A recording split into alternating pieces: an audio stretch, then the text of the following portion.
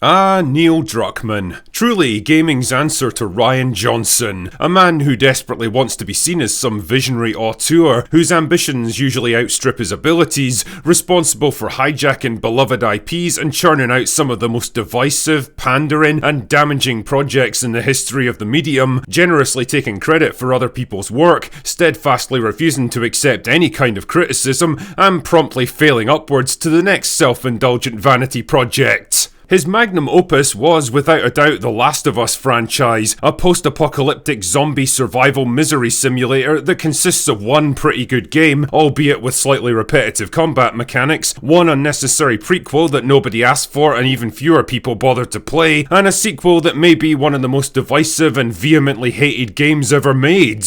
It did give us one of the greatest moments in gaming history, though.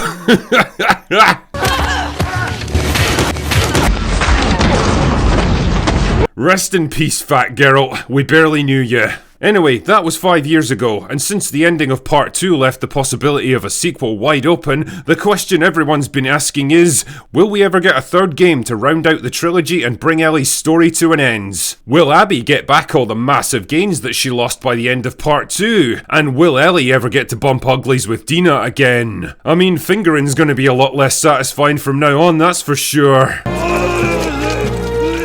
Ellie's gay, by the way. Old Neil's been pretty coy about doing a third game, dropping little hints here and there over the years, but refusing to actually commit to doing it. Back in 2021, he claimed to have a story outline for Part 3 and admitted that there's been quite a bit of discussion about a sequel. He talked about it again in 2023, saying he was open to the idea, but only if the team could come up with a compelling story. In the quiet words of the Virgin Mary, come again. Oh, that's weird. I thought you already had a compelling story, Neil. You wrote it 2 years ago. Ah well, at the time they were busy fucking up the Last of Us multiplayer game that never saw the light of day, so I can probably forgive him for getting a bit confused. I get confused sometimes.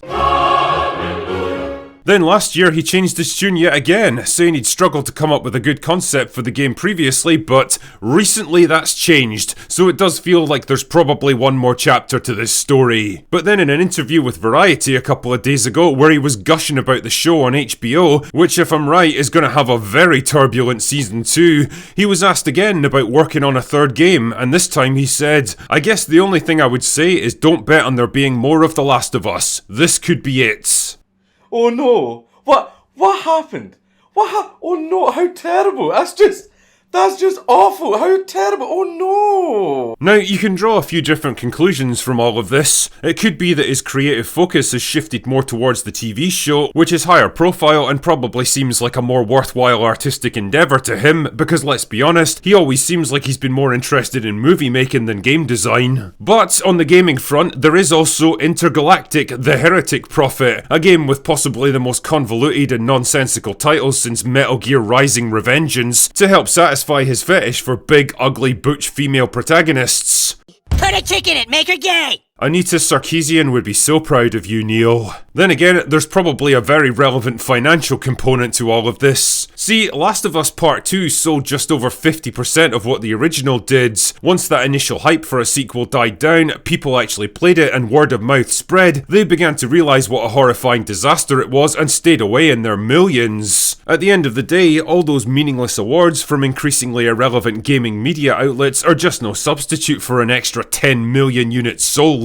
Considering the way game development costs have ballooned to the point where they make Hollywood look like a model of financial efficiency, you'd have to question whether it would even be worth the time and money to develop a third game. Most of the core audience already checked out after 2, and I seriously doubt you'd be able to get them back now, which makes it a dicey commercial prospect at best. And the fact that it's now been 5 years and Neil Druckmann still seems kinda shaky on whether or not they actually have a worthwhile story to tell makes me think that he's more inclined to quit while he's ahead and leave it at Part 2. And you know what? I'm perfectly fine with that. As funny as it would be to see what kind of absurd identity politics he tries to awkwardly shove into a third game, the reality is that I just don't have any investment in the characters or world anymore. Joel's dead, his memory is utterly tarnished, Ellie's a completely different person from the first game, and I don't care how many cringe-inducing love scenes you write, nothing is ever going to make me empathise with that big slab of beef gigantor. I mean, sorry, Abby. Not to worry though, I'm sure they'll be able to keep milking that first game for decades to come with even more HD remasters, remakes and reskins, endlessly rehashing the same exact story again and again, and conveniently ignoring the simple and obvious truth. They got it right first time and they'll probably never equal it. Anyway, that's all I've got for today. Go away now.